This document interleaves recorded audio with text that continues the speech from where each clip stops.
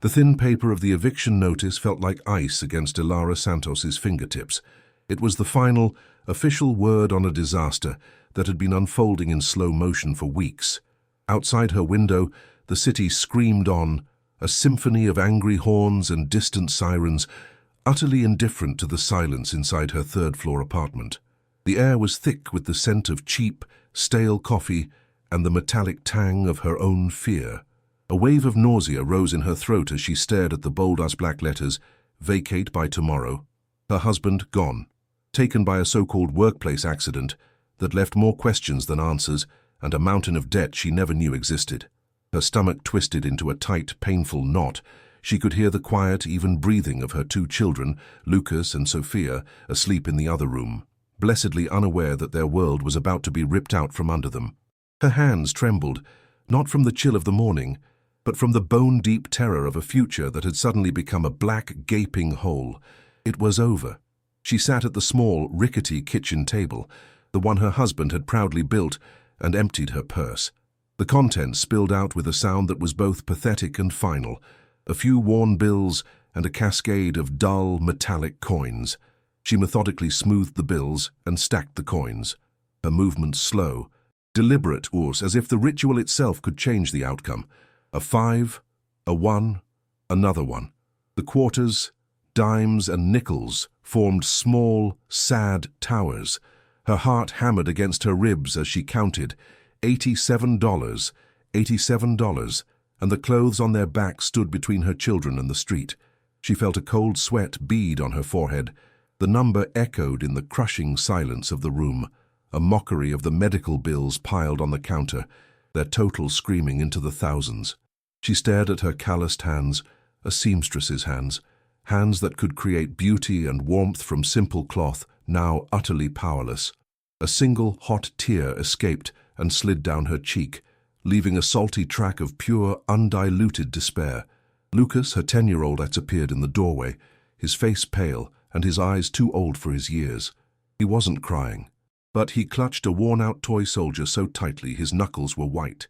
He was trying to be the man of the house, a burden no child should ever have to bear.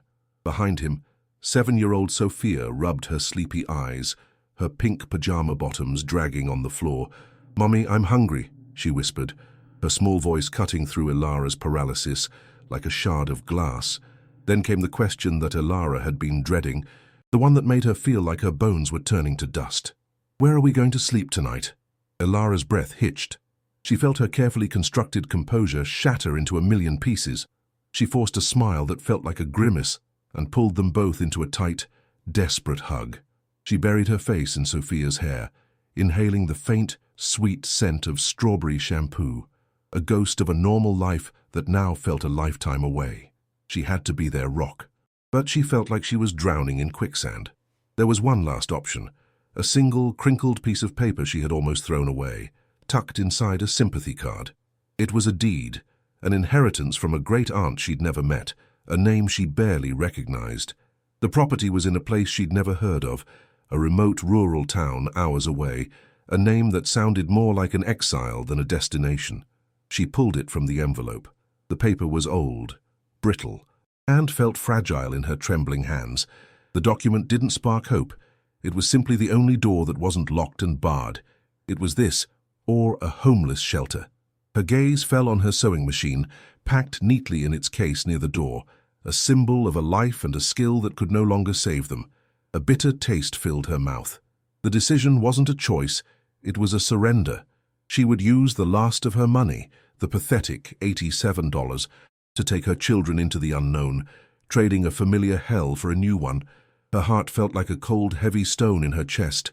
The click of the apartment door shutting for the last time was deafening, a sound of absolute finality that echoed down the empty hallway. Ilara hefted their single, battered suitcase, its broken latches held together with a rough piece of twine that dug into her palm. On either side of her, Lucas and Sophia held her hands, their small, trusting grips the only thing keeping her upright. She did not look back. There was nothing to look back to. A shiver that had nothing to do with the morning air traced a cold path down her spine, a grim premonition of the cold and damp that lay ahead. This wasn't a journey toward a new beginning. It was a descent. She could feel the darkness of the unknown pulling them forward, a current too strong to fight. Her only thought was a silent, desperate prayer to protect her children from whatever horrors awaited them. If you can feel the chill of Ilara's desperation and want to find out if she can shield her children from the night that is falling, subscribe now and follow her story to the very end. The journey was a descent into an ever-deepening shade of grey. The bus groaned and rattled, a tired beast of metal and exhaust, carrying them away from the screaming chaos of the city into the unnerving quiet of the countryside. Ilara's last $87 had been reduced to a handful of crumpled bills and coins after she bought the one-way tickets. The transaction feeling like she was selling the last remnants of their old life, she felt her stomach clench with a familiar, gnawing ache of hunger, an ache she ignored for the sake of her children. Lucas sat glued to the window, his initial flicker of excitement at the adventure quickly fading as the landscape became a monotonous blur of green and brown. Sophia, too small to understand the full gravity of their flight, had fallen into a restless sleep, her head nestled in Ilara's lap. The vinyl of the seat felt sticky and cold against Ilara's skin, a constant, unpleasant reminder of their fall from grace. Her heart felt like a lead weight, heavy with the terrifying uncertainty of what lay at the end of this road. Hours bled into one another, marked only by the shifting light outside the grimy bus window. The sun began its slow dip below the horizon, painting the sky in brilliant hues of orange and purple that felt like a cruel mockery of the darkness gathering in Ilara's soul. The warmth of the day vanished, replaced by a creeping chill that seeped through the cracks around the window frame. She pulled their one thin blanket tighter around the sleeping forms of her children, her own body shivering. A profound and chilling loneliness settled over her, vast and empty, as the darkened fields stretching out on either side of the road. Her back ached, a dull throb that resonated with the constant vibration of the bus engine. She closed her eyes, but sleep wouldn't come. All she could hear was the drone of the motor, the occasional cough of another passenger, and the frantic, terrified beating of her own heart. She was utterly alone, piloting her small family into a complete and terrifying unknown, with nothing but a brittle piece of paper to guide them. The bus hissed to a stop in what felt like the middle of nowhere. "This is it," the driver grunted, not even turning his head. The doors swung open, letting in a blast of cold, damp air that smelled of wet earth and pine needles. Ilara gently woke the children, their faces groggy and confused in the dim interior light of the bus. They stepped out onto a gravel shoulder beside a dark, empty road. The bus pulled away without a second glance, its red taillights shrinking into the pre-dawn gloom until they were swallowed completely by the darkness, leaving Ilara, Lucas, and Sophia in a silence so profound it felt like a physical pressure against their ears. The sudden absence of the engine's drone was jarring, replaced by the whisper of the wind in the unseen trees and the distant, lonely call of an owl. A tremor of pure, unadulterated fear ran down Ilara's spine. She clutched the handle of their battered suitcase, the twine biting into her palm, and stared into the oppressive blackness. They were truly terrifyingly isolated. Following a faded, hand-drawn map that was included with the deed, Ilara led her children down a narrow, unpaved road. The sharp crunch of gravel under their feet was the only sound they made, an intrusion into the sleeping world around them. The sky began to lighten from inky black to a bruised purple, slowly revealing the stark, skeletal shapes of trees lining the path. The air was cold and thin, burning Ilara's lungs with each ragged breath. Sophia began to whimper, her small legs struggling to keep up. "How much farther, Mummy?" she asked, her voice trembling. Ilara didn't have an answer. She felt a surge of panic tighten her chest. What if the map was wrong? What if this place didn't even exist? Every step was an act of faith, a desperate gamble made against the crushing certainty that she had led her children into a desolate wasteland. Her own legs felt heavy, leaden with exhaustion and the suffocating weight of her choices. She could feel Lucas's hand in hers, small and cold, his silence more damning than any accusation. After what felt like an eternity, they crested a small muddy hill and Ilara saw it. The sight stopped her dead in her tracks, and the last, fragile ember of hope in her heart was instantly extinguished, snuffed out by a brutal wave of reality. It wasn't a house. It was a scar on the landscape, a skeletal ruin. its jagged, broken frame silhouetted against the bleak, grey dawn. The roof had caved in, leaving a gaping hole open to the sky. Portions of the walls had crumbled, spilling timber and stone like the broken bones of some long-dead creature. A wave of vertigo washed over Ilara, and she swayed on her feet. The disappointment was a physical blow, so sharp and sudden it knocked the air from her lungs. She had dragged her children all this way, spent their last dollar for this monument to decay, this tombstone marking the death of her last desperate dream. Tears welled in her eyes, hot and bitter, but she refused to let them fall. She could not break, not in front of them, not yet. As they drew closer, the full extent of the devastation became terrifyingly clear. The smell hit them first, a thick, cloying odor of rot, wet wood, and creeping mold that hung heavy in the still air. Weeds and thorny vines grew in a wild, tangled mass over the rubble, reclaiming the structure with a slow, relentless patience. The wind, which had been a mere whisper on the road, now seemed to moan as it passed through the empty window frames and the shattered skeleton of the roof, a mournful, desolate sound that made the hairs on Ilara's arms stand on end. Lucas let go of her hand and stood frozen, his eyes wide with a mixture of fear and disbelief. He looked from the ruin to his mother's face, his expression asking a question she could not bear to answer. Sophia hid behind Ilara's legs, peering out at the wreck. "It's broken," she whispered, her voice laced with the simple, devastating finality of a child. Ilara felt a fresh wave of nausea. The eviction notice felt like a distant, almost benign memory compared to the stark, hopeless reality of this place. She began to circle the perimeter of the collapsed house, her heart pounding a frantic, desperate rhythm against her ribs. Her mind raced, scrambling for a solution that didn't exist. There was no shelter here, no protection from the elements. The deed had mentioned a windowless basement. It was a phrase she had clung to during the entire journey, a sliver of potential in a sea of despair. Her eyes scanned the foundation, searching for any sign of an entrance, and then she saw it. Tucked away on the north side of the ruin, almost completely obscured by a thick curtain of overgrown ivy and thorny bushes, was a set of crude stone steps leading down into the dark earth. It was not a welcoming entryway. It was a dark, gaping maw, a wound in the side of the hill. A cold dread, more potent than anything she had felt before, washed over her. It looked like the entrance to a tomb. She felt a primal, instinctual urge to turn and run, to grab her children and flee back to the road, but her exhausted mind knew the truth. There was nowhere to run. This was it. The end of the line. With a deep, shuddering breath that did little to calm the frantic fluttering in her chest, Ilara began to push aside the thorny, tangled vines that guarded the entrance to the basement. The sharp thorns tore at her coat and scratched her hands, drawing tiny beads of blood that she barely noticed. The pain was nothing compared to the cold stone of dread that had settled in her gut. As she cleared the opening, a puff of air rose from the darkness below, carrying with it a heavy, musty odor that was thick and ancient, the smell of a place that had been sealed for a very long time.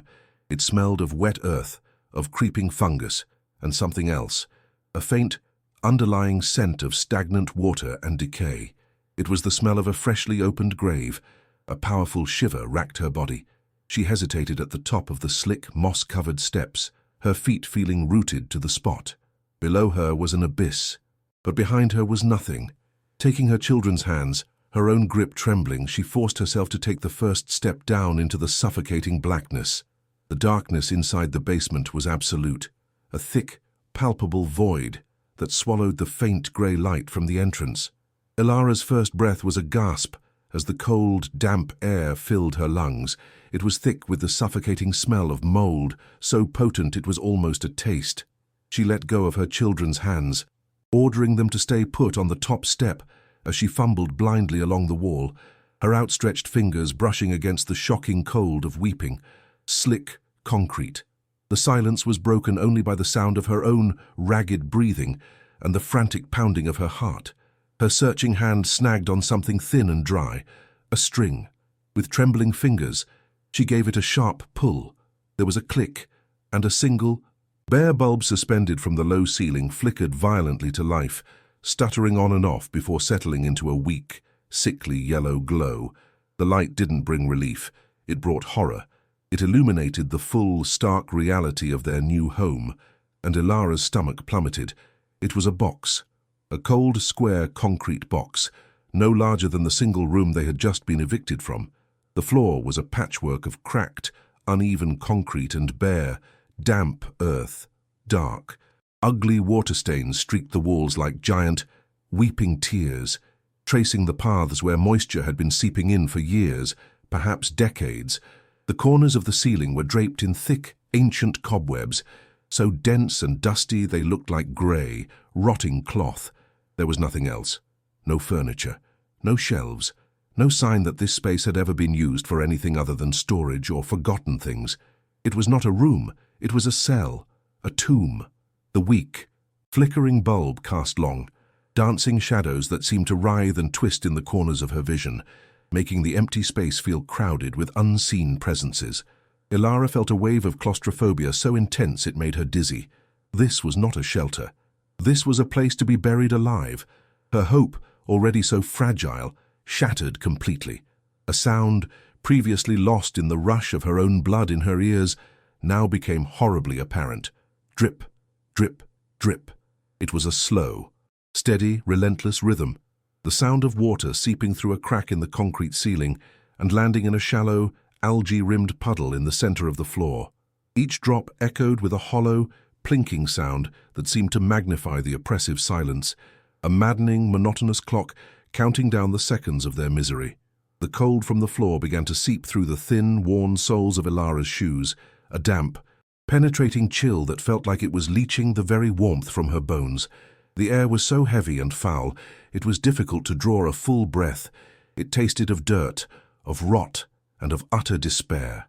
She felt the bile of revulsion rise in her throat, a physical reaction to the crushing destitution that this place represented.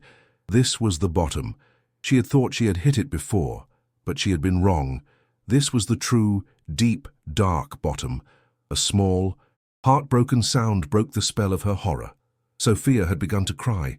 It wasn't a loud tantrum, but a thin, exhausted, pitiful wail that seemed to be sucked up by the damp walls, echoing horribly in the enclosed space. The sound pierced Ilara's heart like a shard of ice. She turned to look at her children, still huddled on the steps just inside the doorway.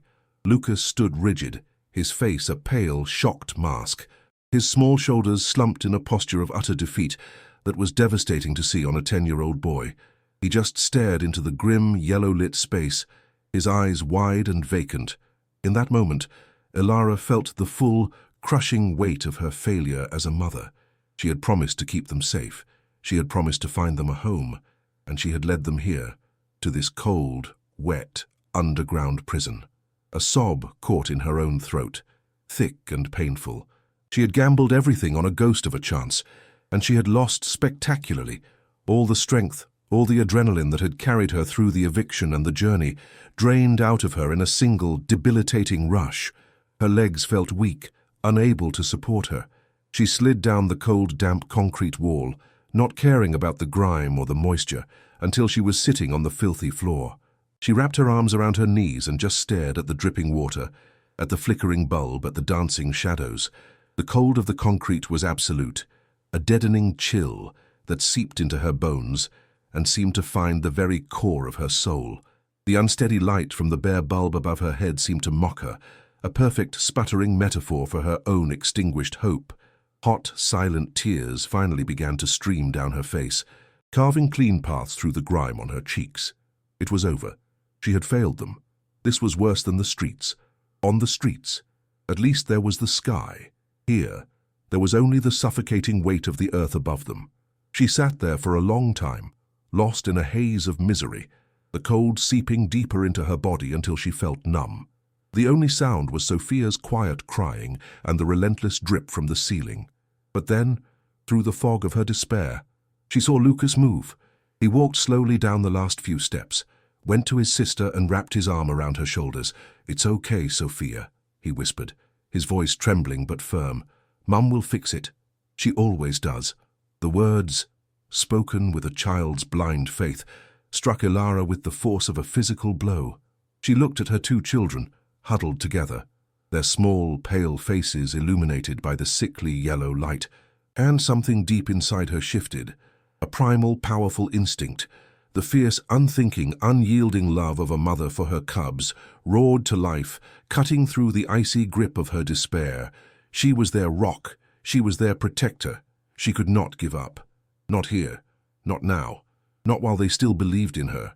With a groan, her joints protesting, Ilara pushed herself up from the floor. Her body ached, and a bone-deep weariness threatened to pull her back down, but she ignored it. She wiped the tears from her face with the back of her hand, leaving a muddy streak. She walked over to her children and knelt before them, forcing a smile that felt brittle and foreign on her face. "He's right," she said, her voice raspy but steady. "We're going to make this work. We will make it warm." The words tasted like ash in her mouth, a blatant lie in the face of their grim reality. But her children needed to hear them. She needed to hear them. She opened their single suitcase and pulled out the one thin blanket they owned, spreading it carefully over the driest patch of concrete she could find. It was a pathetic gesture against the overwhelming cold and damp, a tiny island in an ocean of misery. The false hope that had brought them here was dead and buried. Now, there was only the grim, back-against-the-wall determination for survival. The first night in the basement was a new dimension of cold. Ilara, Lucas, and Sophia huddled together on the thin blanket, a tiny island of shivering humanity in an ocean of damp, chilling concrete. The single, flickering bulb, their reluctant sun, cast monstrous, dancing shadows on the weeping walls. The only sound was the maddeningly steady drip, drip, drip of water into the puddle, each drop a tiny hammer blow against Ilara's frayed nerves. She held her children tight, trying to transfer a warmth she no longer possessed. Her own body felt like a block of ice, the cold of the floor having seeped deep into her bones. Her stomach ached with a hunger so profound it felt like a living creature gnawing at her insides. She closed her eyes, trying to conjure the image of a warm bed, a hot meal, a safe home, but the grim reality of the tomb-like cellar suffocated every happy thought. The air was heavy, foul with the smell of mold and earth, and every breath was a reminder of how far they had fallen. This wasn't just poverty, this was a burial.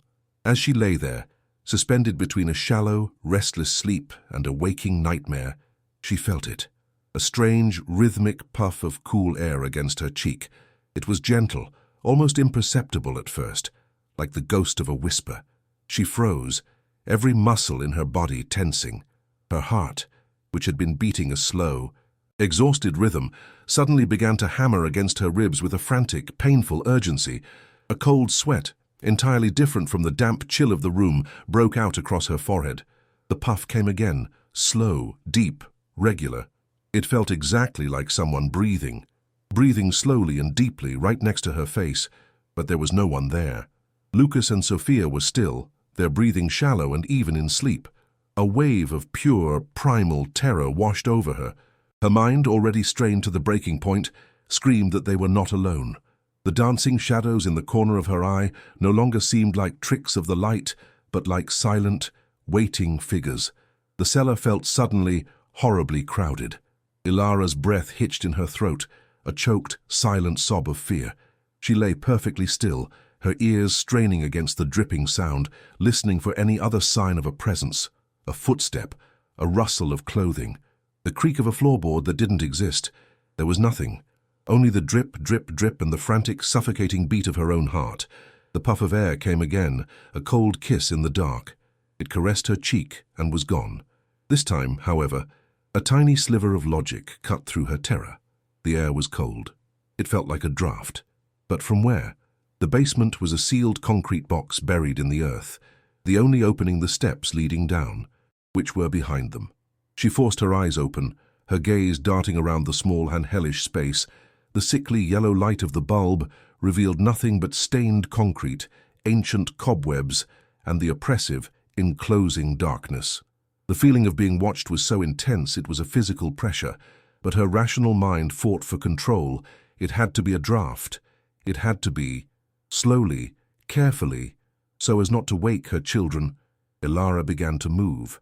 She disentangled herself from their limbs, her movements stiff and clumsy from the cold. A tremor ran through her, a combination of fear and the deep, penetrating chill of the floor.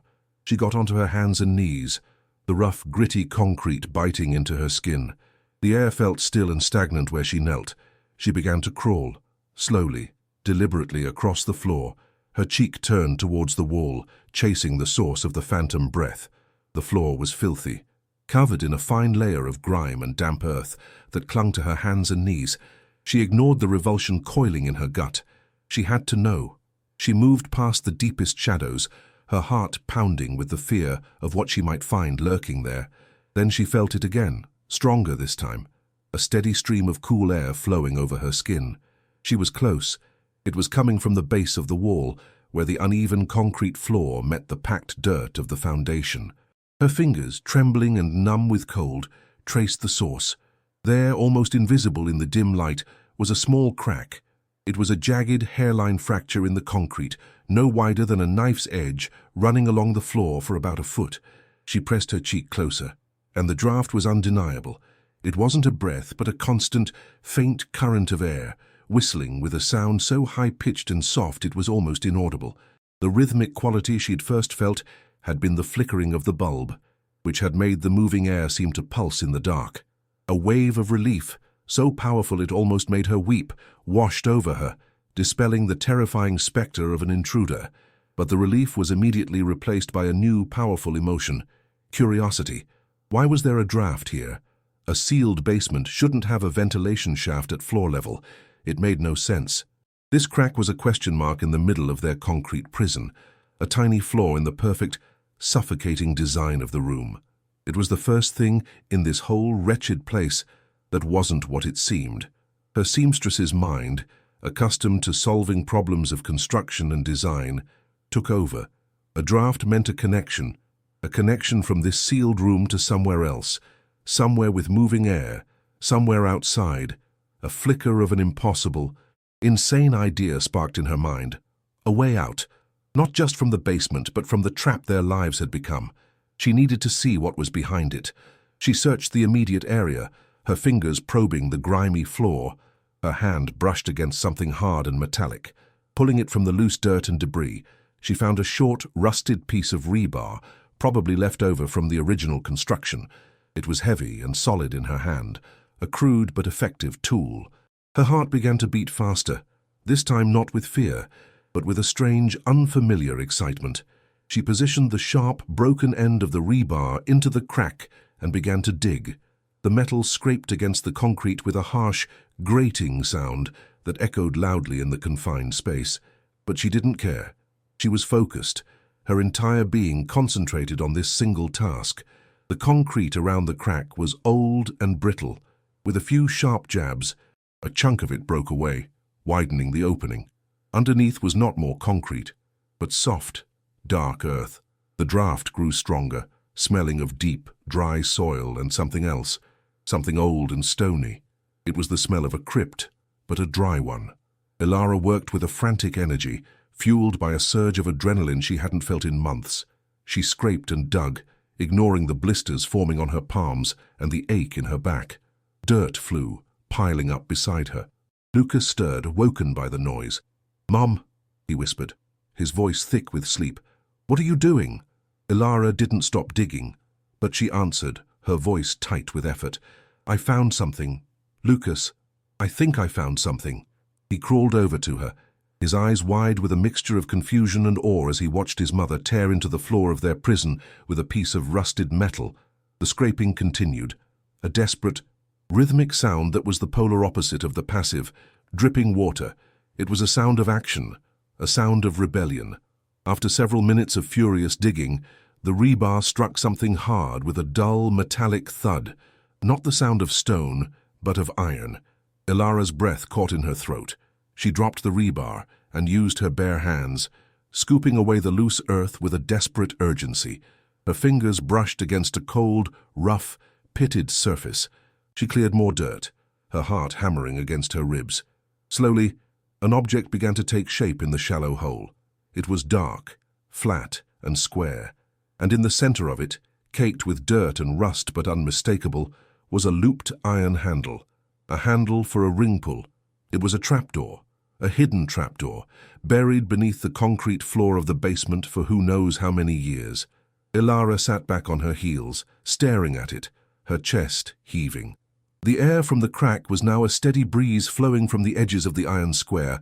It was real, a secret, right beneath their feet. The crushing weight of despair that had been pressing down on her lifted, replaced by a dizzying, terrifying hope. This door was a secret, and secrets, she knew, could be weapons. Lucas stared at the iron handle, his mouth slightly agape. "A door," he breathed, his voice filled with a child's sense of wonder. "Say secret door." Ilara nodded, her eyes fixed on the discovery. The exhaustion, the hunger, the cold, it all faded into the background. There was only the door. "Help me," she said, her voice a low, intense whisper. She hooked her fingers under the rough, cold iron of the handle. It was caked with decades of rust and grime, and it felt fused to the door itself. She pulled, grunting with the effort. Nothing. It didn't budge. It was as if it were welded shut. She felt a flash of frustration, to come this far, to find this impossible thing, only to be stopped by rust and time. "Together," she commanded. Lucas wedged his small fingers alongside hers. "On 3, she said, her voice tight. 1, 2, 3. They both pulled with all their might, their muscles straining, their faces contorted with effort. Ilara put every ounce of her fear, her anger, and her desperate hope into that single, violent motion. There was a horrible, groaning shriek of tortured metal.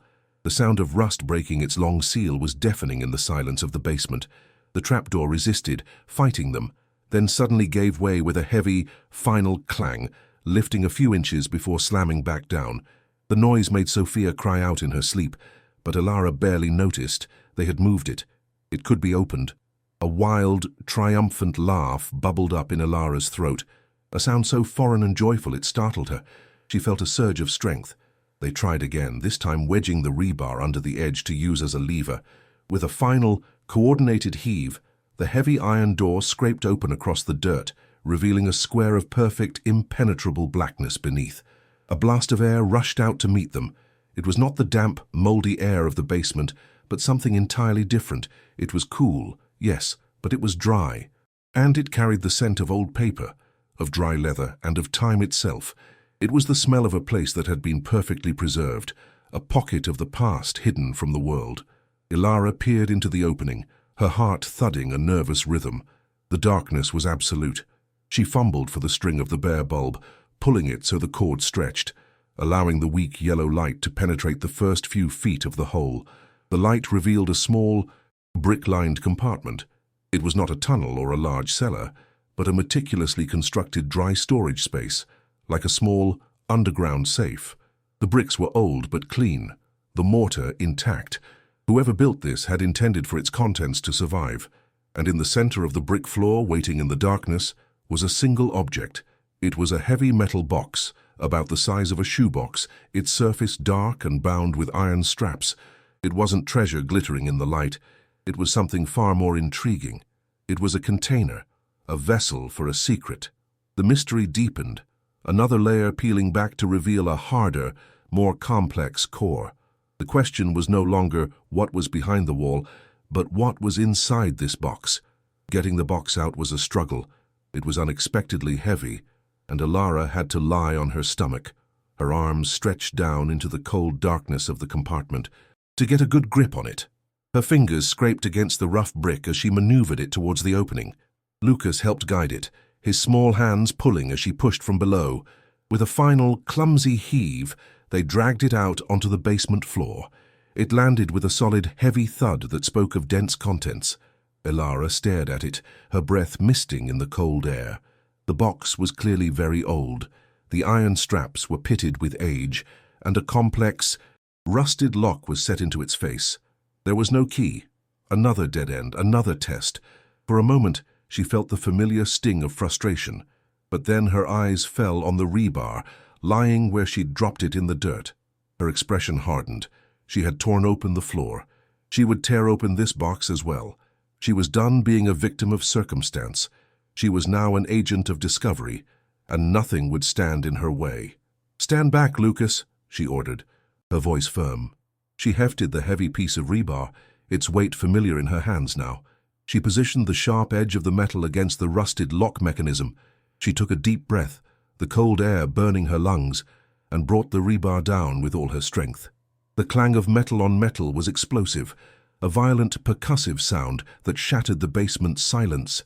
Sophia woke with a startled cry, scrambling to sit up on the blanket, her eyes wide with fear. "It's okay, sweetie," Ilara said, not taking her eyes off the box.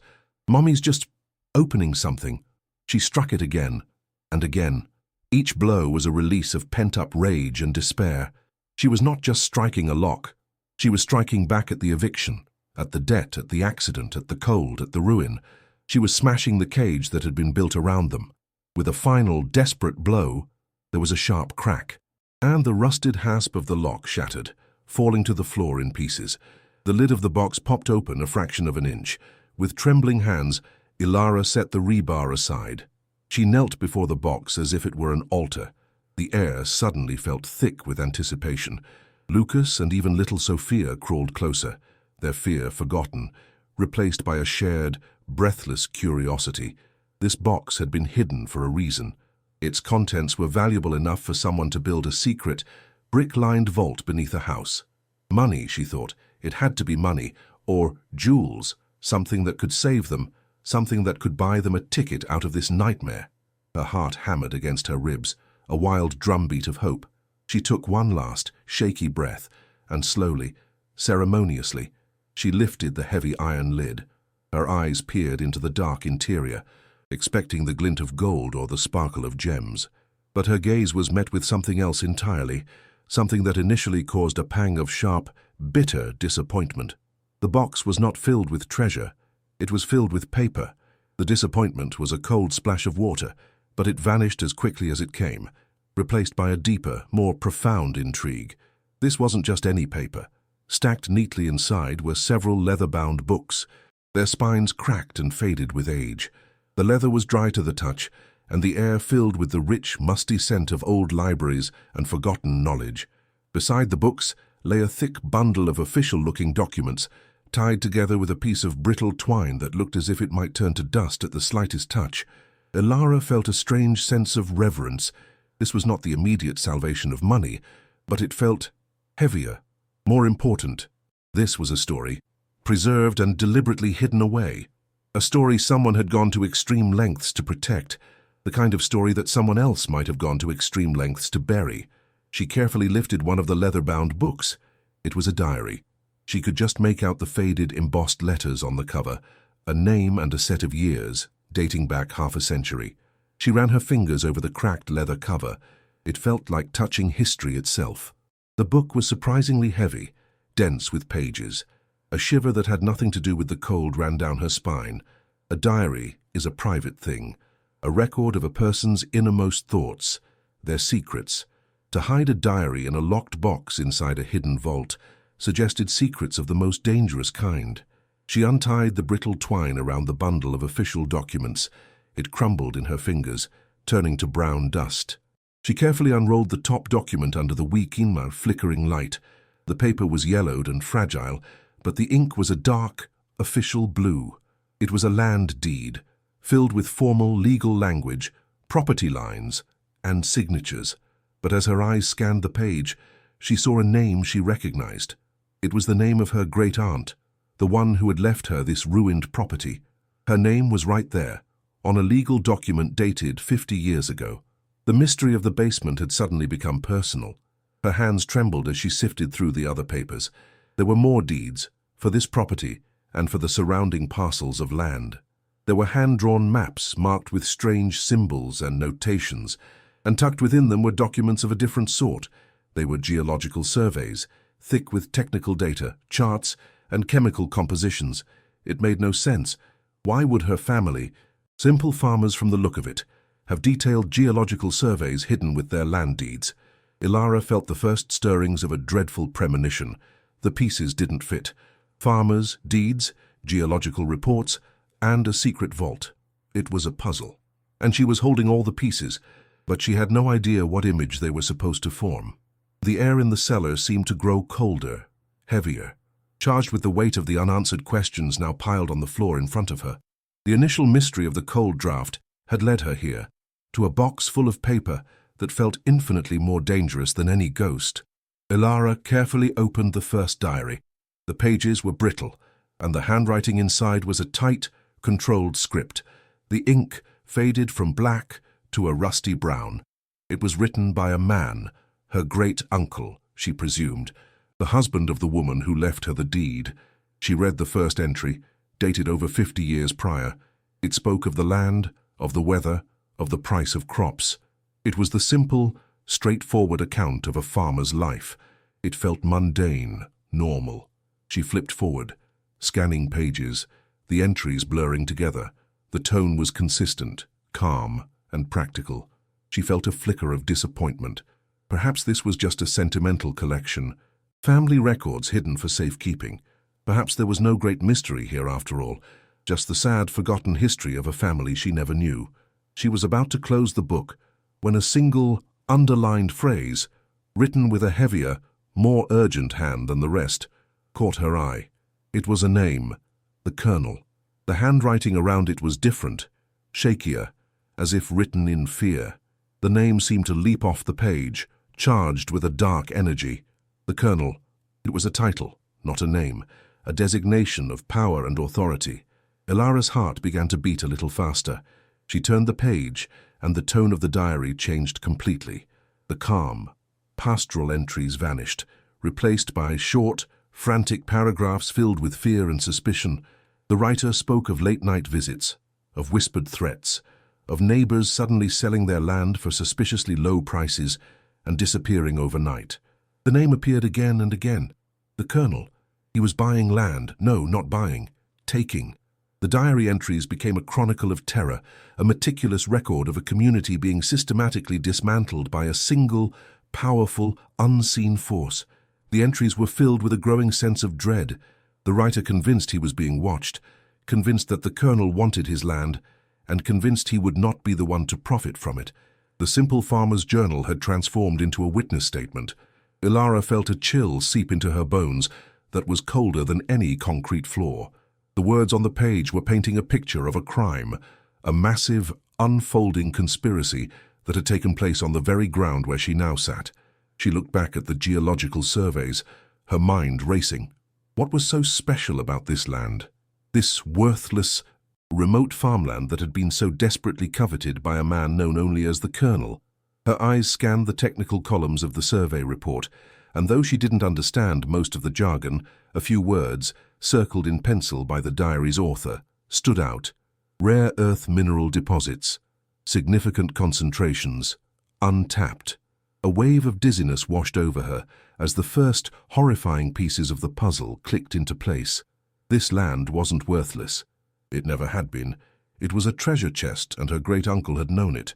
And so, it seemed, had the Colonel. The documents and diaries weren't just a family history. They were proof of a motive for a crime so vast it was staggering. She frantically picked up the next diary, her hands shaking so badly she could barely turn the brittle pages. The entries were dated a few months after the first one ended. The handwriting was more erratic, filled with a desperate, paranoid energy.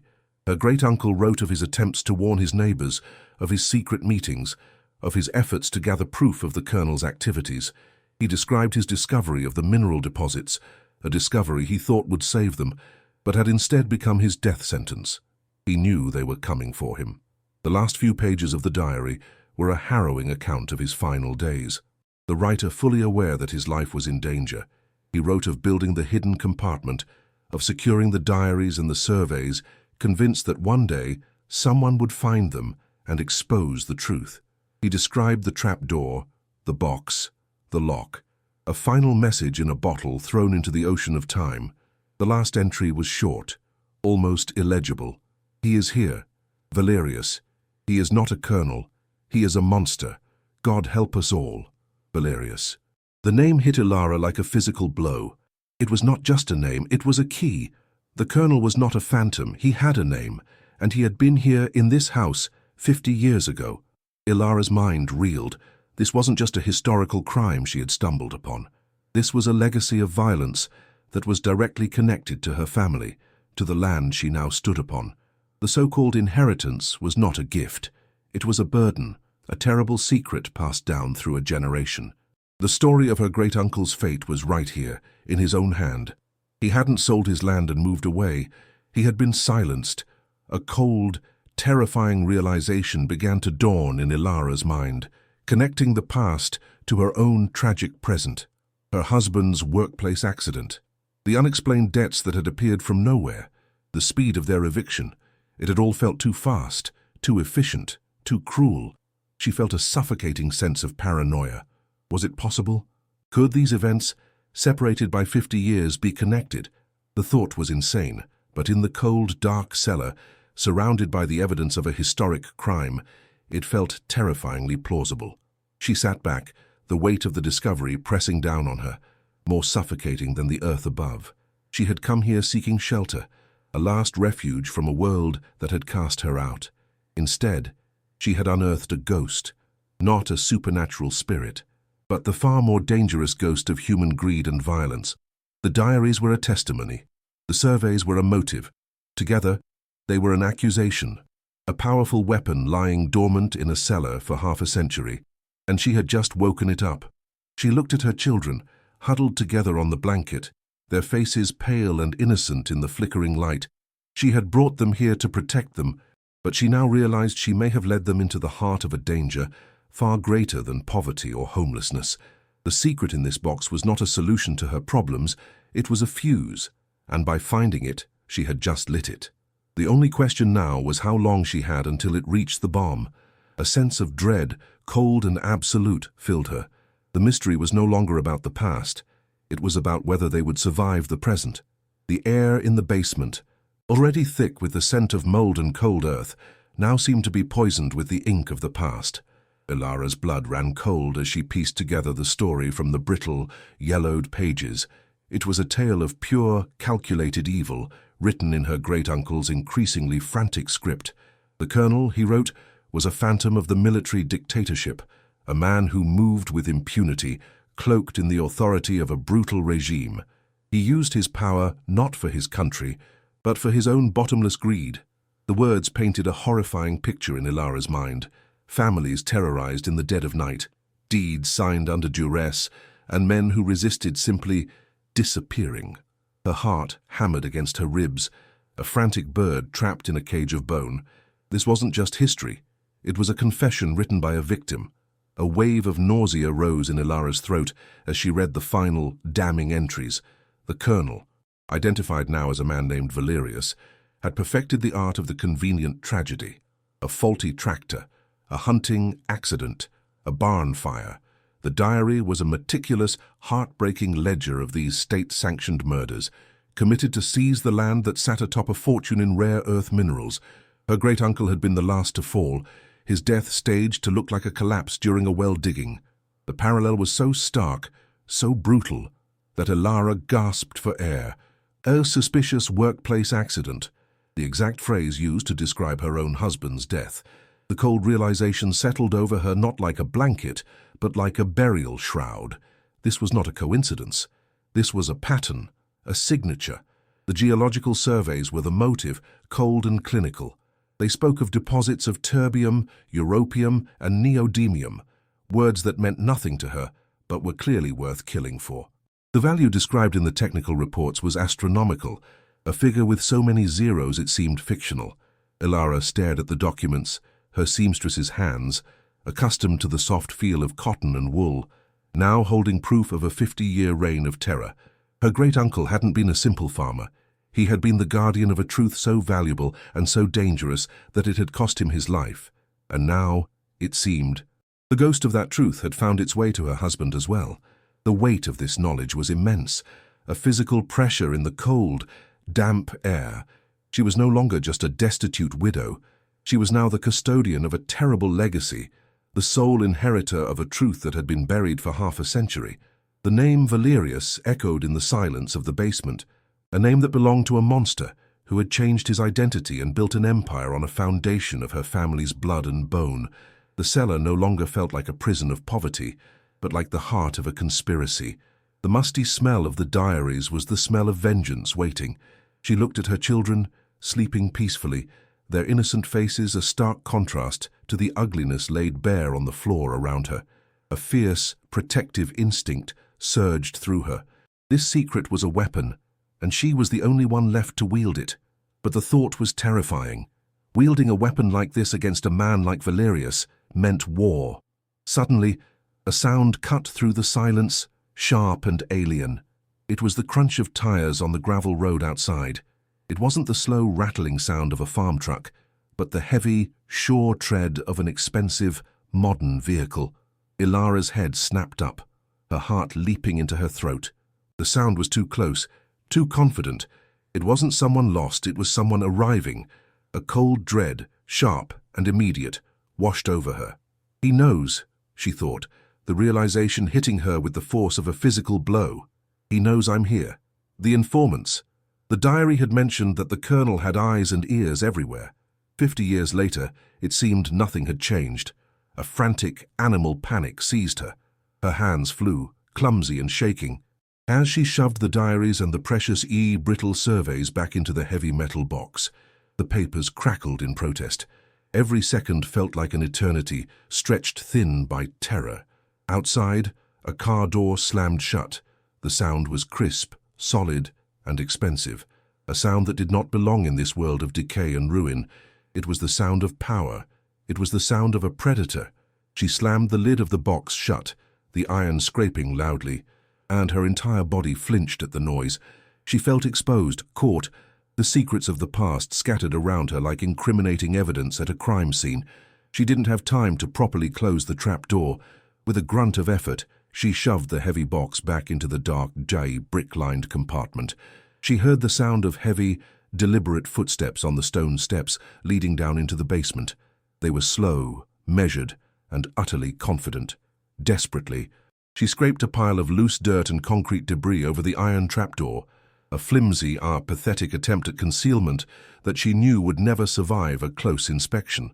She scrambled back to the thin blanket just as a tall, imposing figure appeared in the doorway, his silhouette blocking the weak, grey morning light and plunging the basement into an even deeper gloom. Ilara's breath caught in her throat. She felt like a cornered animal. The man descended the final steps and moved into the sickly yellow glow of the single bare bulb. He was elderly, perhaps in his 70s, with a full head of perfectly coiffed silver hair, but there was nothing frail about him. He stood ramrod straight, radiating an aura of absolute authority. He was dressed in a dark, tailored wool coat that was impossibly clean, and his leather shoes gleamed with a high polish, a stark contrast to the filth and grime of the concrete floor. His face was a patrician mask of cultured wrinkles and calm composure.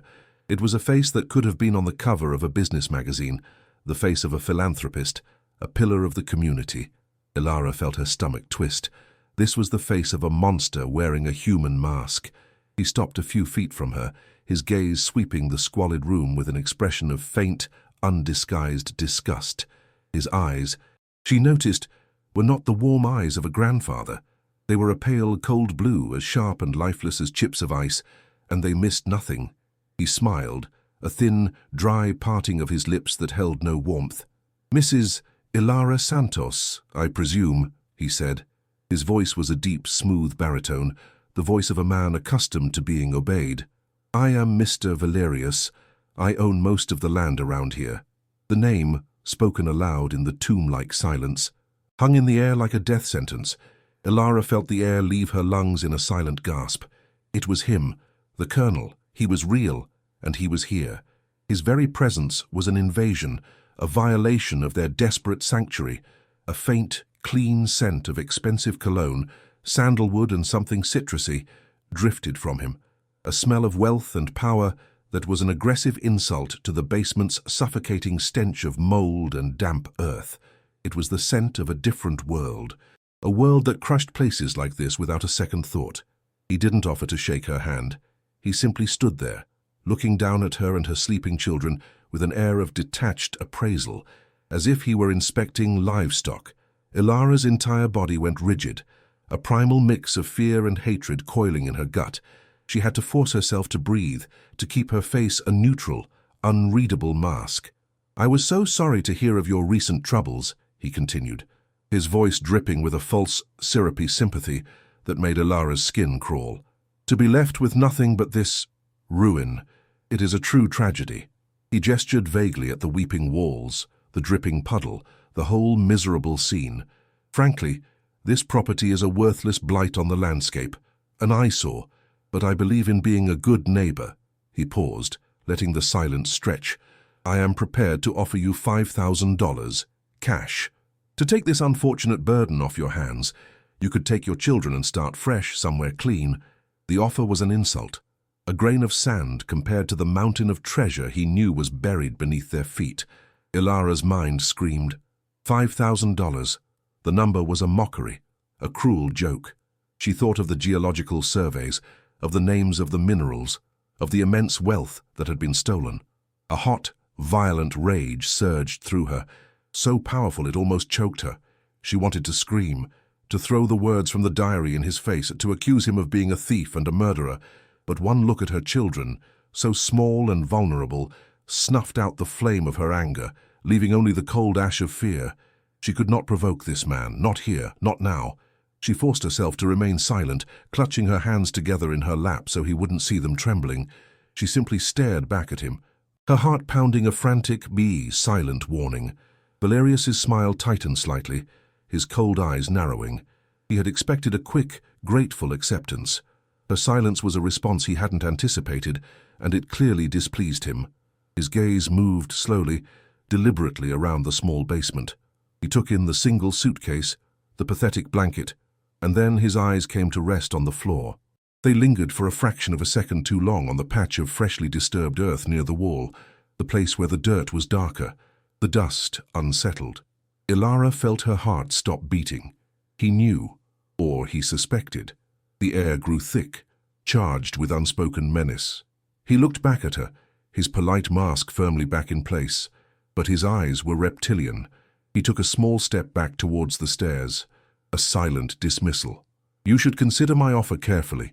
Mrs. Santos," he said, his voice dropping to a low, almost conspiratorial tone. "This land, it has a bad history. It seems cursed." He paused, letting the word hang in the air between them. He then looked from her to her sleeping children, and his smile became a thin, chilling line.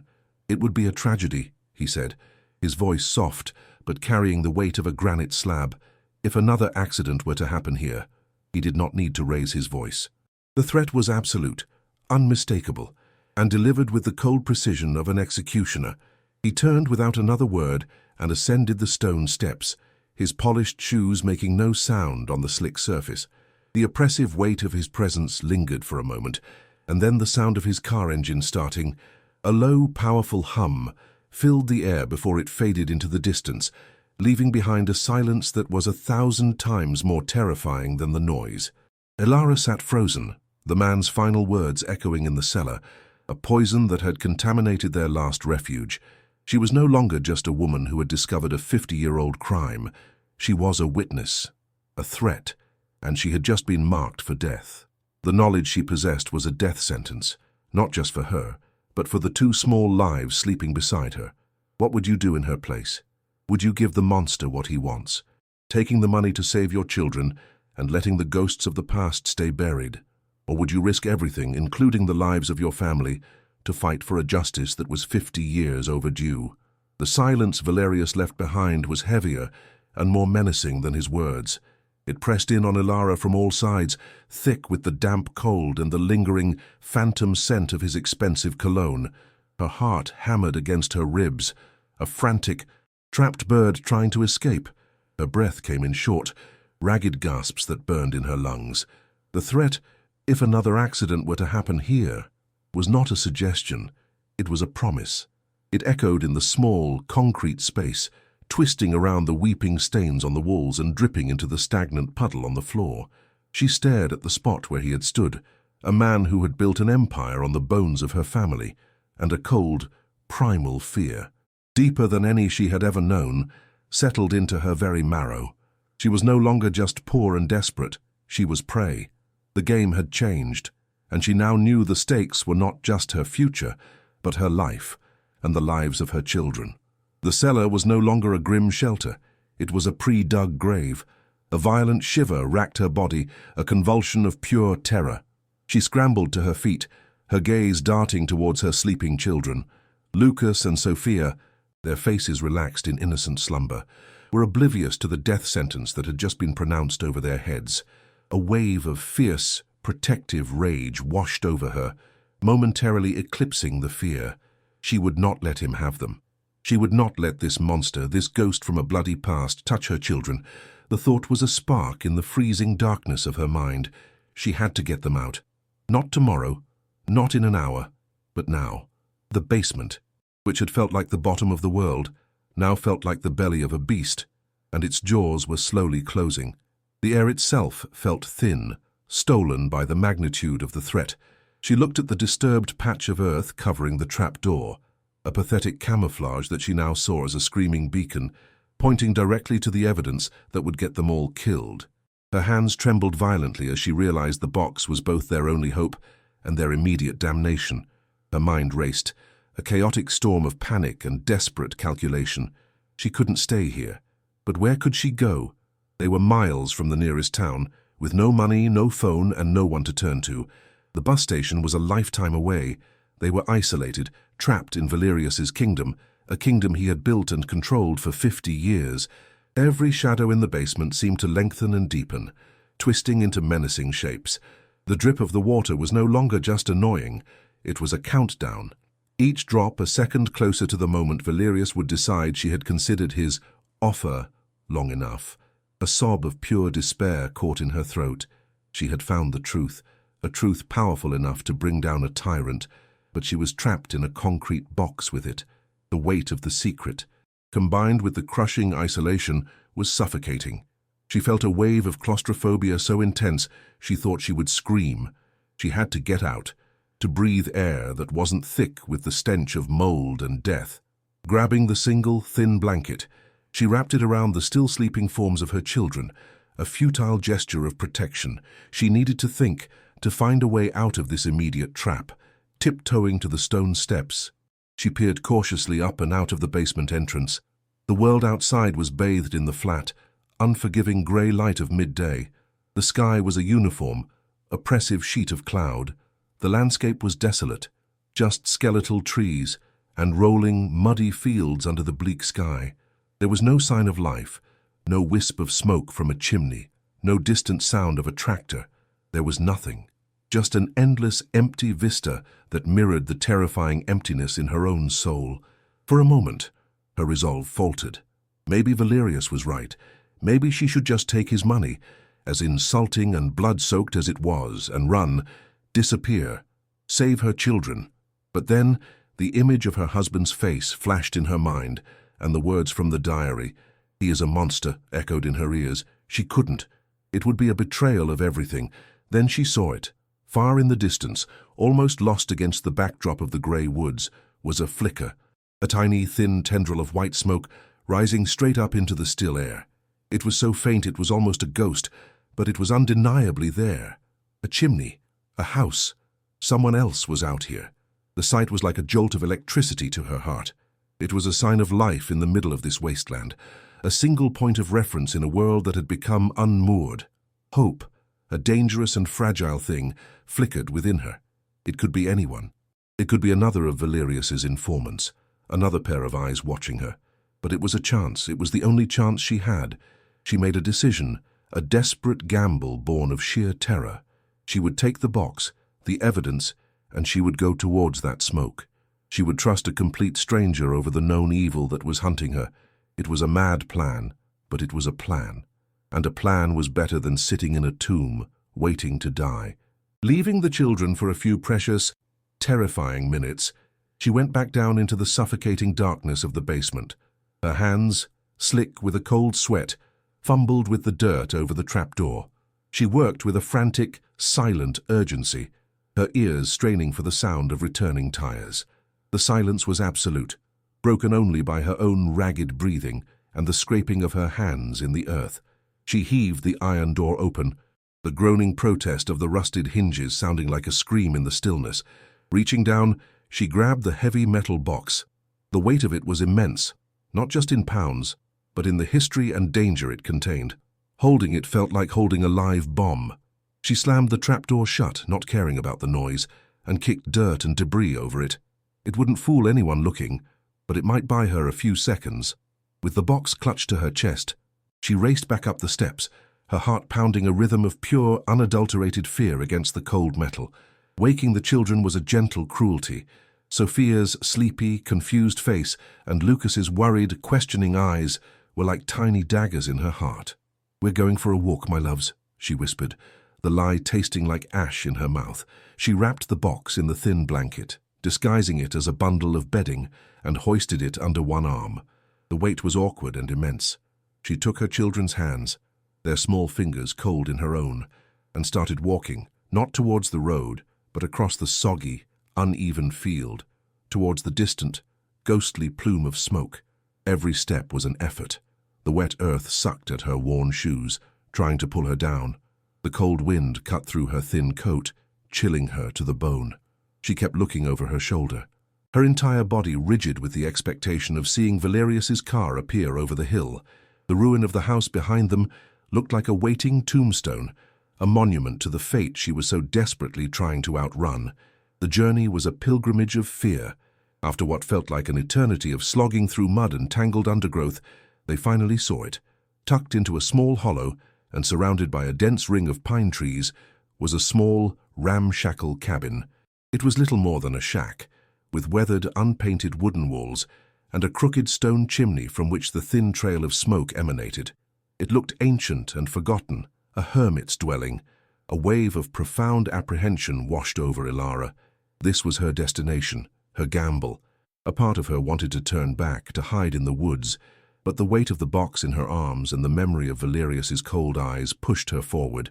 Lucas and Sophia huddled close to her, intimidated by the strange, unsilent house. She took a deep, shuddering breath, the cold air burning her lungs, and walked towards the front door. Her knuckles were white as she clutched the heavy box. Her heart felt like it was going to beat its way out of her chest as she raised her other hand to knock, the sound impossibly loud in the dead silence of the woods. The door creaked open a few inches, revealing a sliver of a man's face. An eye, cloudy with age but sharp and intelligent, peered out at them from a web of deep wrinkles. The face was ancient, the skin, like tanned leather, stretched taut over a delicate bone structure. White hair, thin and wispy, stuck out at odd angles. He looked at Ilara, at the children, and then his gaze settled on the blanket-wrapped bundle in her arms. He didn't look surprised or alarmed, but rather expectant, as if he had been waiting. A low, gravelly voice emerged from the shadows. "You must be Ilara," he said. It wasn't a question. The statement hung in the cold air, disarming her completely. "I am Arthur. I worked for your great-uncle. I've been watching you." The words sent a jolt through Ilara, a mixture of fear and a strange, nascent relief. He knew who she was. He had been watching. Was he friend or foe? She clutched the box tighter, her only shield. Arthur opened the door wider, a silent invitation to enter. The inside of the shack was a single and small room, but it was the complete opposite of the basement. It was warm. A small, crackling fire in a stone hearth filled the space with a comforting heat and the pleasant, smoky smell of burning pine. The room was meticulously neat, filled with stacks of old books, hand-carved wooden figures, and tools worn smooth with use. It was a space of quiet dignity and survival. It felt safe. The contrast with the cold, damp tomb she had just fled was so stark that Ilara felt a wave of emotion so powerful it made her dizzy. Arthur gestured towards a small wooden table with 2 chairs. "Sit," he said, his voice gentle but firm. "The children can warm themselves by the fire." He moved with a slow, deliberate grace, his old eyes never leaving the box in her arms. He knew what it was. She could feel it. The knowledge was a silent understanding that passed between them in the warm, firelit room. Ilara sank into the chair, her muscles screaming in protest. She placed the heavy bundle on the table between them with a solid thud. Sophia and Lucas, drawn by the irresistible pull of the fire, crept towards the hearth, stretching their small, cold hands towards the flames. For a moment, there was only the sound of the crackling wood. Arthur sat opposite her, his gaze fixed on the bundle. "He came to see you, didn't he?" Arthur said, his voice low. "Valerius." The name, spoken by this old man, had a different weight. It was not the name of a corporate titan, but of a long-remembered enemy. Ilara could only nod, her throat too tight with emotion to speak. "He doesn't change," Arthur continued, his voice laced with a bitterness that was 50 years old. "He still has the same eyes, a shark's eyes. And he still smells of money and death." The description was so accurate, so visceral, that a shiver ran down Ilara's spine. This man didn't just know the story, he had lived it. With trembling fingers, Ilara slowly unwrapped the blanket, revealing the dark, iron-strapped box. She pushed it across the table towards him. "My great-uncle," she whispered, her voice hoarse. "He left this. He wrote it all down." Arthur looked at the box, and a profound sadness filled his ancient eyes. He reached out a gnarled, trembling hand and rested it on the cold metal, a gesture of reverence and deep sorrow. "I helped him build the compartment," he said softly, his voice thick with memory. "I was just a boy, a farmhand. We dug it out at night by lantern light. He said it was for insurance. He knew Valerius was coming for him. We all knew. We were all so scared."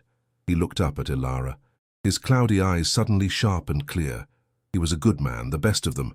He tried to fight, he tried to warn everyone, but no one would listen. They were too afraid, and they were right to be.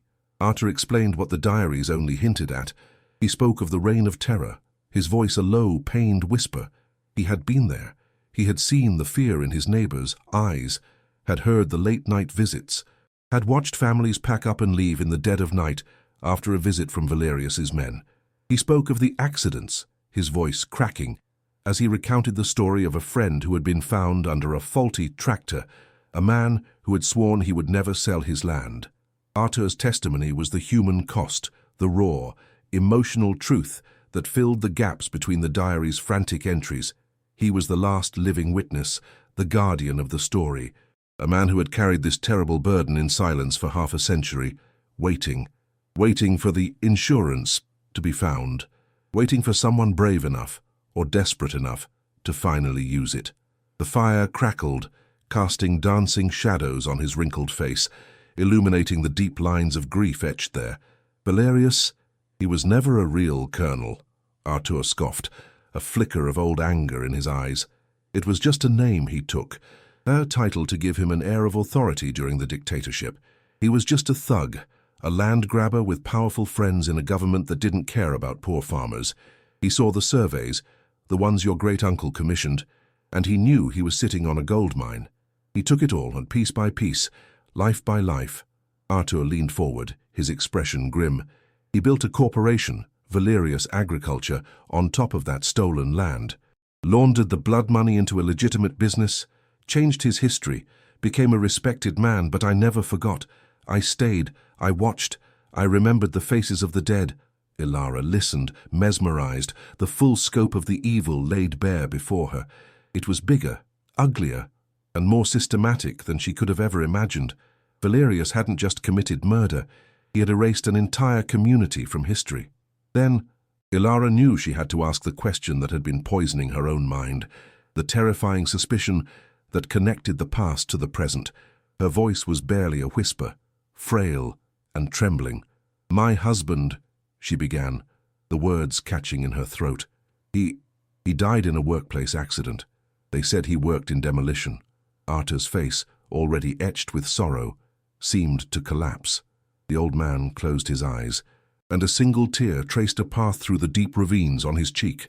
He let out a long, shaky breath, the sound of a man delivering a verdict he had held for too long. When he opened his eyes again, they were filled with a terrible, shared grief. "Mrs. Santos," he said, his voice heavy with a pain that mirrored her own. "Ilara, there are no accidents on Valerius's land. There never have been."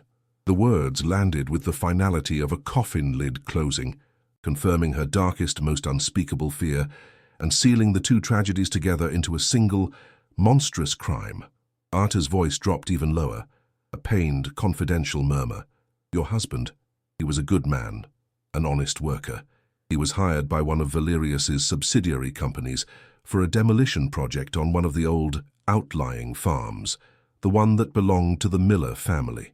He pointed a shaky finger at the box. "Their names are in that diary. They were the first ones to disappear, He paused, gathering his strength. The official story is that your husband was careless, that a structure collapsed on him. But that's a lie. I have a friend who worked on that crew. He told me what really happened. Your husband, while clearing rubble, he found something, an old rusted metal box, buried in the foundation of the old farmhouse. He opened it. Arta's gaze was intense, full of pity. It contained documents, old deeds. The Millers had made their own insurance policy. Before your husband could even understand what he was looking at, the site foreman, one of Valerius's most loyal thugs, saw him, and that was it. Ilara felt the world tilt on its axis, the air rushed from her lungs, and a strangled guttural sound of pure agony escaped her lips. Her husband hadn't died because of a mistake. He had been executed. He had stumbled upon the same truth she had, and he had been silenced for it. The debts, the sudden, inexplicable financial ruin that followed his death, it was all part of the design. Valerius hadn't just killed him. He had systematically destroyed his name and impoverished his family to make them desperate, to force them off their land, to drive them here. It was a perfectly orchestrated, cruel and final cleanup of a loose end. The realization was a physical blow, knocking the breath from her and leaving a gaping, bleeding wound in her soul where her grief had once been. It wasn't a tragedy anymore. It was a murder. It was a conspiracy. And her entire life for the past few months had been a lie, carefully crafted by the man in the tailored wool coat. Tears streamed down her face, hot and silent. He drove you here, Arta whispered, his voice full of a quiet rage. Killed your husband, buried you in his debt, and forced you onto the one piece of land he could never legally acquire because your great-aunt's will was ironclad. He drove you into this trap, planning to buy the last piece of the puzzle from you for pennies. He is a patient snake, that one. The full diabolical cleverness of Valerius's plan was breathtaking in its cruelty. He hadn't just been reacting to her arrival, he had orchestrated it. He had herded her like a lamb into the slaughterhouse. Ilara looked at the metal box on the table, the source of all this death and misery. It was a cursed object, a magnet for violence. Her great-uncle, the Millers, her own husband, they had all died for the secrets it held. And now, it was her turn. The despair she had felt in the basement was nothing compared to this. This was a hopeless, suffocating certainty. Valerius would never let her leave these woods alive. Not now. Suddenly, a sound shattered the quiet grief of the room. It was a deep, guttural rumble, growing rapidly in volume, the sound of multiple, powerful engines. It wasn't one car this time. It was several, trucks, and they were heading not for Arta's shack, but back towards the ruin, back towards the basement. Arta's head snapped up, his face pale with alarm.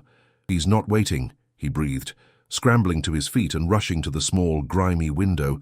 "He knows you're gone. He knows you have the proof. He's not going to make an offer again. He's here to erase it all, to erase you." Ilara's blood ran cold. She ran to the window beside him, peering through the pines. In the distance, she could see two large, dark pickup trucks bouncing across the field, their headlights cutting through the grey afternoon. They weren't slowing down. They were heading directly for the collapsed house, moving with a brutal, determined purpose. The climax was no longer a future threat. It was here. They watched in horror as the truck skidded to a stop near the basement entrance. 4 large, burly men jumped out. They moved with a chilling efficiency, their bodies tense and purposeful. They weren't there to talk. One of them carried a crowbar, another a sledgehammer. The other 2 began pulling large red gasoline cans from the back of one of the trucks. The intent was terrifyingly, brutally clear. They weren't just going to search the basement. They were going to destroy it. They were going to burn the entire ruin to the ground, sanitizing the crime scene, erasing the hidden compartment, the trapdoor, and anyone who might be hiding inside. Valerius wasn't taking any more chances. He had ordered an annihilation. Ilara felt a wave of nausea so profound she had to grip the windowsill to keep from falling. If she and the children had stayed, they would have been burned alive or suffocated in that concrete box, their deaths dismissed as another tragic accident. The men worked quickly, their movements practiced. 2 of them began sloshing gasoline all over the rubble of the collapsed house, the liquid's dark stains spreading rapidly over the damp, rotting wood. The acrid chemical smell of the fuel carried on the wind, a scent of imminent violence that was so strong Ilara could almost taste it. The other two men descended into the basement. Muffled shouts and the loud, percussive clang of metal on concrete echoed from the earth. They were looking for the box. They were tearing the place apart. Ilara watched, frozen, her mind struggling to process the speed and brutality of the assault. This was the true face of Valerius, stripped of its polite, corporate mask. This was the brute force and ruthless violence her great-uncle had described in the diaries. This was the monster, unleashed and in full view. Lucas and Sophia, sensing the terror in the room, ran to their mother, clutching her legs, their small faces filled with a fear they couldn't possibly understand. Then, a new, more horrifying thought struck Ilara, a realization that made her blood turn to ice. "They think I'm still in there." The men emerging from the basement were shouting, their voices angry and frustrated. They hadn't found the box. They hadn't found her. To Valerius, there was only one logical explanation. She was hiding, cowering somewhere inside the ruin, clutching his precious evidence. The command would be simple. If you can't find her, then seal the tomb. One of the men picked up the sledgehammer and began smashing the stone structure around the basement entrance, preparing to collapse it to block the only way out. The other men were preparing their torches. The moment was coming. The moment they would set the world on fire to cover their sins. She had escaped the tomb just in time, but the horror wasn't over. They were trapped here, witnesses to their own intended murder, with Valerius's men just a field away. "We have to run," Arthur hissed, his voice a frantic, urgent whisper. "The woods. We can lose them in the woods." But Ilara's mind was snagged on something else. A memory. The draft. The rhythmic puff of cool air against her cheek in the darkness. It wasn't just a crack. Arthur had said he helped her great-uncle build the compartment. He had to know. "The draft," she said, her voice tight with a desperate, burgeoning idea. In the basement, it came from the compartment. It felt like a breath. What was it? Arthur's old eyes widened in sudden, dawning comprehension. "The ventilation tunnel," he breathed, his voice full of awe at the long-dead farmer's foresight. Of course, he was so clever. He built a narrow escape route, a small ventilation shaft from the dry storage compartment, leading out. He said it was in case the main entrance was ever blocked. It comes out in the old drainage ditch, 100 yards from the house, hidden by overgrown thorns. It wasn't just a hiding place. It was an escape hatch. A new, wild plan began to form in Ilara's mind, a plan born of utter desperation and a flash of strategic genius. The men thought she was trapped. The evidence they were sent to destroy was right here, in this shack. But what if they thought it was still in the basement? What if she could lead them away from Arthur, away from the children? "Give me the box," she said to Arthur, her voice suddenly calm and clear, the eye of the storm. He stared at her, his expression a mixture of confusion and alarm. "What are you going to do?" he asked, his voice trembling. "They'll kill you." "They're going to kill us all anyway," she replied, her voice hard as steel. "But they want this," she patted the iron box, "more than they want me. You take the children, hide them. I'm going to give these men something to chase." It was an insane gamble, a suicidal feint, but it was the only move she had left. She was no longer just a victim. She was a fighter, and she would use the monster's own greed against him. Arthur protested, his voice cracking with fear for her, but he saw the unshakable resolve in her eyes. He had seen that same look in her great-uncle's eyes 50 years ago, the look of someone who would not break. With trembling hands, he nodded. "Go," he said, grabbing Lucas and Sophia, pulling them towards a small, hidden door at the back of the shack that led into the dense woods. "Be careful." "Ilara," she grabbed the heavy metal box, her heart pounding a war drum against her ribs. She looked out the window. The men were preparing to light the fire. It was now or never.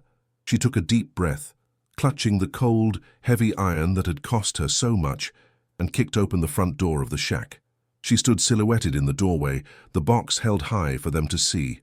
"Looking for this," she screamed, her voice ringing out across the field, a clear, defiant challenge that cut through the air. For a second, all four men froze, their heads snapping in her direction. Their faces registered shock, then confusion, and finally, a predatory, furious recognition. They saw her, and more importantly, they saw the box. One of them shouted, an angry, guttural roar, and pointed directly at her. They dropped their torches, their sledgehammers, their gasoline cans, their primary objective had just appeared, in the flesh, taunting them. The hunt was on. Ilara didn't wait for a second. She turned and ran, not into the deep woods behind the shack where Arthur and her children were disappearing, but in the opposite direction, towards the open fields that bordered the main road. It was a suicide run, away from cover into the open.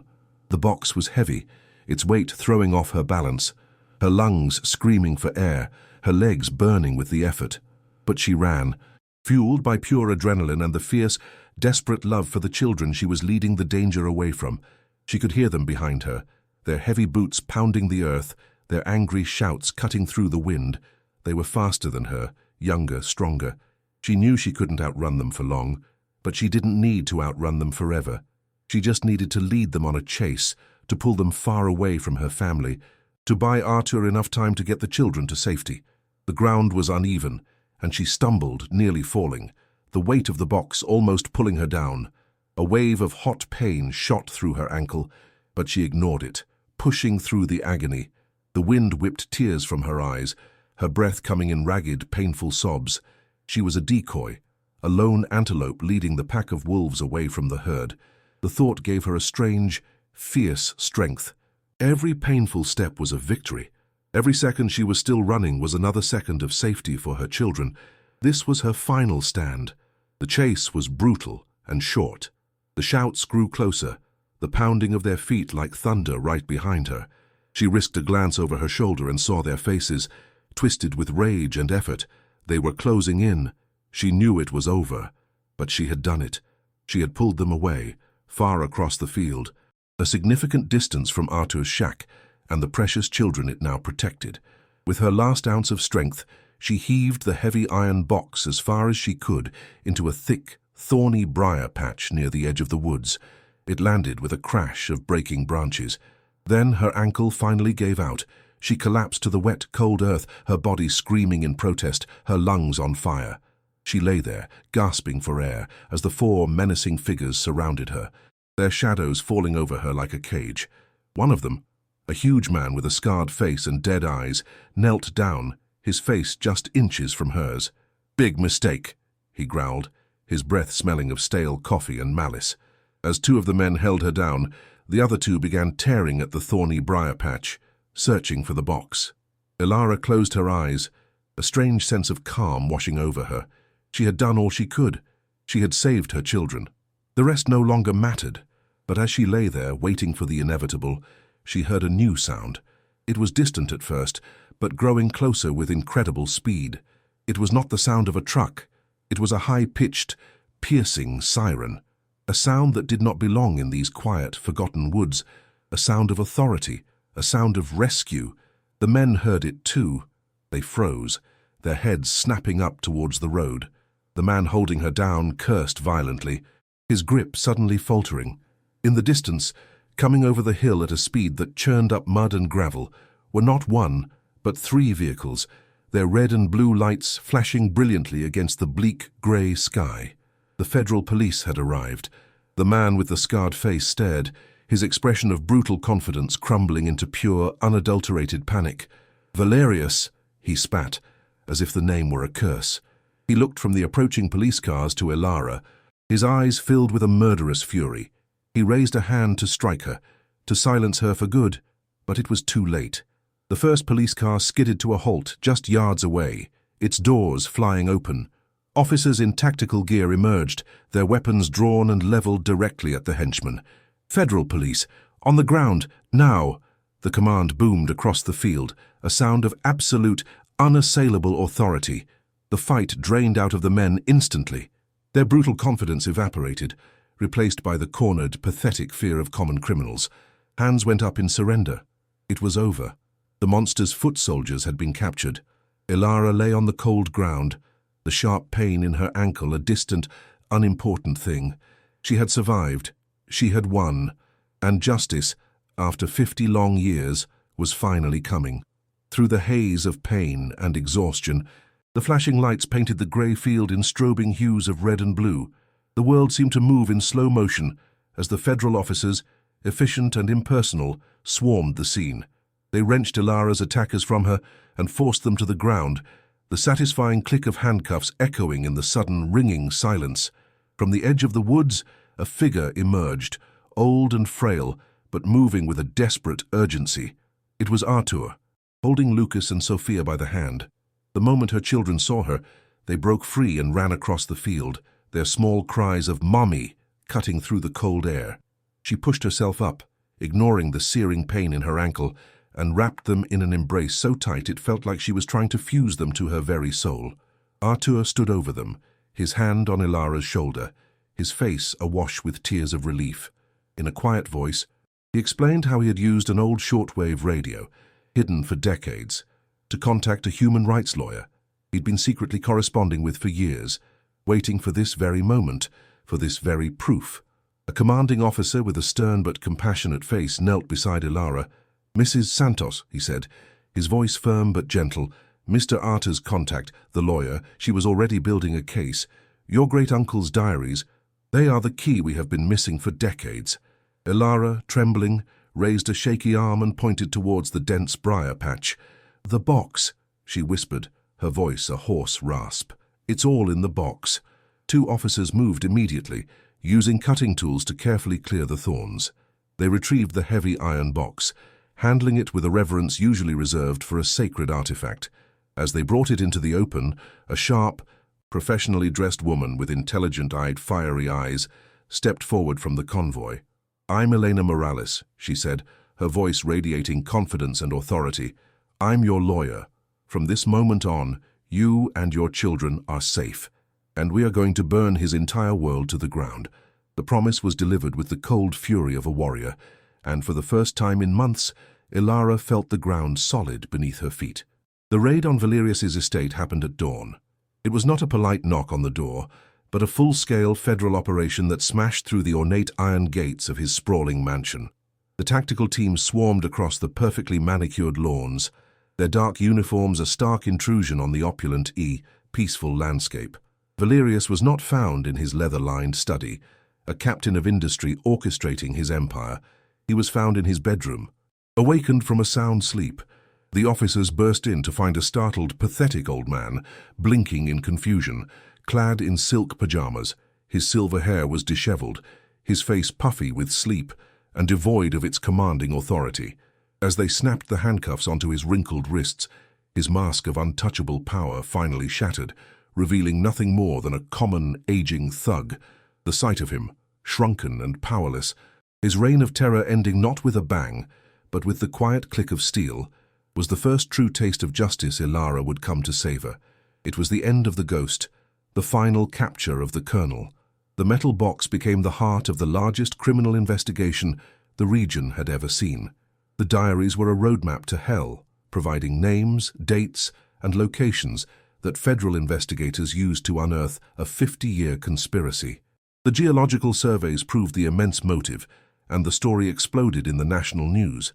Valerius's corporate empire, Valerius Agriculture, built upon a foundation of blood and lies, began to crumble within days.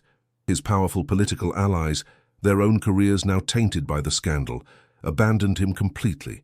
Emboldened by his arrest and protected by the federal authorities, other families began to come forward, dozens of them. Old men and women who, like Artur, had lived in silent fear for decades, finally shared their stories of missing relatives and stolen land. Each testimony was another nail in Valerius's coffin, corroborating the diaries with heartbreaking precision and revealing the true, monstrous scale of his crimes against the community he had pretended to lead. The trial was a media sensation, but its outcome was never in doubt. The prosecution, led by Elena Morales, systematically presented the evidence. They had the diaries, the surveys, Artur's first-hand testimony, and the corroborating stories of over 20 other families. Ilara herself took the stand, her voice clear and steady as she recounted finding the box and the subsequent terror inflicted by Valerius, linking his historic crimes directly to the murder of her husband. Valerius, seated at the defense table, looked like a hollowed-out shell of the man who had threatened her in the basement. He was just an old man, his empire gone, his legacy reduced to that of a mass murderer. The jury's guilty verdict was a formality. The judge, his voice ringing with disgust, sentenced Valerius to multiple consecutive life sentences without the possibility of parole, ensuring he would die in prison. As the gavel fell, a wave of catharsis washed over the courtroom. The ghosts of the valley could finally rest. Ilara's life was remade not by a miracle, but by justice. The courts, in a landmark ruling, recognized the vast conspiracy and the immense suffering it had caused. A massive financial settlement was ordered from Valerius's seized assets, designated specifically for Ilara, for the wrongful deaths of her husband and great-uncle. The sum was staggering, a number with so many zeros it felt unreal, forever erasing the memory of her counting out her last $87 on a rickety kitchen table. But the restitution went further. She was granted full unassailable legal title to her great-uncle's property, and most importantly, the complete and total mineral rights to the massive deposit of rare earth elements beneath it. The worthless, cursed land was now one of the most valuable pieces of real estate in the country. Her inheritance was not a ruin after all. It was a kingdom. The cold, damp basement had, in the most unbelievable way, become the foundation of an entirely new life, a future of security and wealth beyond her wildest dreams. 1 year later, the scene was unrecognizable.